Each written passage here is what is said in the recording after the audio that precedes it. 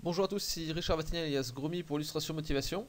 Alors aujourd'hui je vous fais une petite vidéo pour vous présenter le dernier pack de vidéos que j'ai fait qui est disponible sur Gumroad au prix pour l'instant de 9 € mais qui va bientôt passer à 10 € à partir de la semaine prochaine. Donc ça c'est le tarif pour le lancement de ce pack de vidéos et 10% de réduction.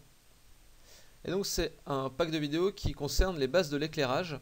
Donc qui regroupe 1h50 de vidéos, même un peu plus, des démos, de la théorie, et des corrections d'images du forum, pour vous expliquer tout ce qui se passe du côté lumineux d'un objet.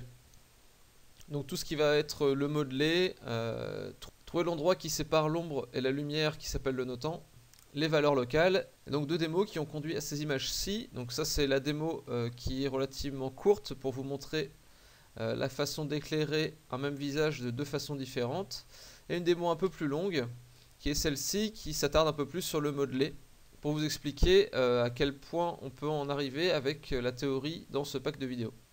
Donc on peut aller encore plus loin évidemment, hein, ça manque encore de finition, mais en tout cas toute la théorie de base est là. Voilà, j'ai mis un petit peu de temps avant de faire cette vidéo de présentation, maintenant c'est fait. Donc voilà, je vais vous laisser avec une petite série d'extraits de quelques vidéos du pack. Et je vous remercie par avance tous ceux qui achèteront ce pack de vidéos et qui soutiendront Illustration Motivation de cette façon.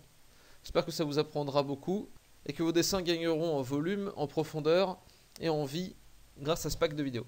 Merci à tous, dessinez bien et à bientôt. Allez, salut!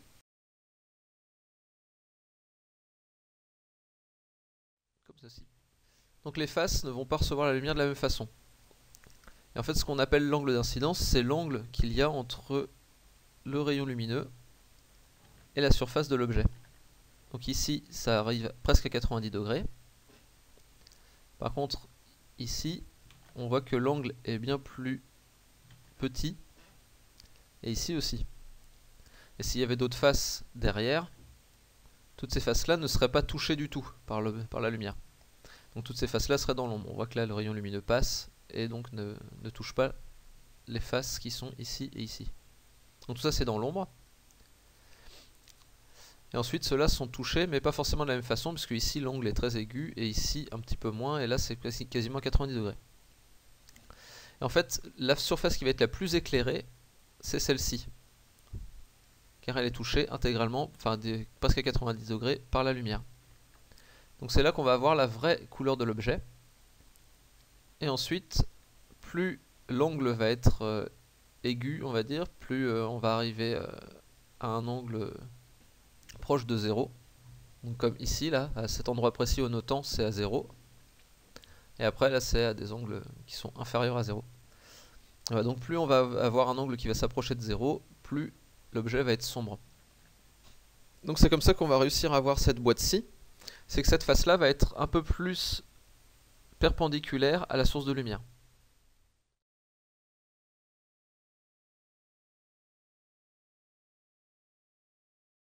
Donc ça c'est pareil, c'est la deuxième face, c'est assez important. Tout ce qui est complètement perpendiculaire à la direction de la lumière, ça va être posé, enfin ça va être plus clair que le reste. Et après ça va partir en dégradé vers l'ombre.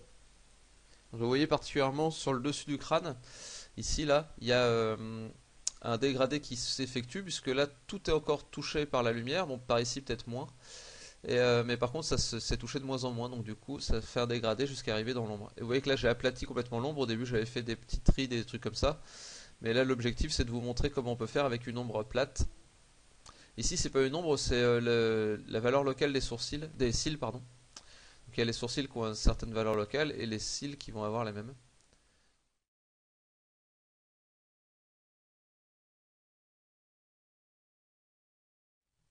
Là dans l'ombre ici c'est pas forcément gênant, c'est pareil, c'est pour des processus que j'expliquerai plus tard. Mais ici là c'est comme s'il y avait de la lumière dans l'ombre et c'est pas du tout normal.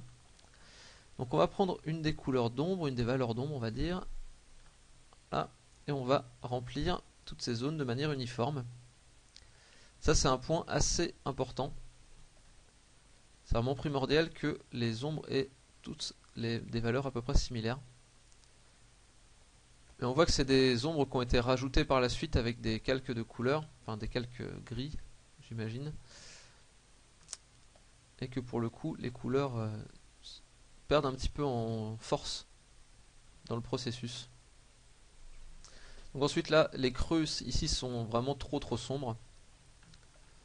Ça c'est un problème un peu moins grave, mais bon, c'est toujours bon à noter. Les endroits qui vont être vraiment très sombres, c'est les endroits où la lumière n'atteint pas du tout.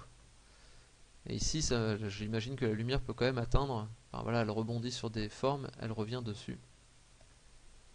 Voilà. Et par contre, on peut effectivement utiliser du blanc ou presque blanc sur les contours du personnage si la lumière arrive d'un peu derrière.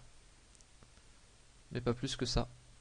Ça, c'est des éléments un peu complexes après que je ne vais pas forcément traiter maintenant. Sachez juste que c'est possible, ça existe. Voilà, en termes d'éclairage, ça me semble plus cohérent. Et ensuite, il y a autre chose qui me gêne un peu, c'est qu'on a cette face-ci là, qui doit tourner par là, et qui doit être globalement parallèle à ça. Sauf que la lumière est complètement différente. Là on a ça, et ici on devrait avoir également le même type de valeur qui arrive là. Sinon là il n'y a pas cette valeur là, ça ne devrait pas exister en fait. Et là c'est certainement plus plat que ça d'ailleurs. Et après la transition là va se créer de façon douce, puisque ça tourne assez lentement en fait. Donc tout est question de bien savoir comprendre la forme en volume, et de bien savoir dans quel sens, dans quelle direction vont les différentes faces de l'objet.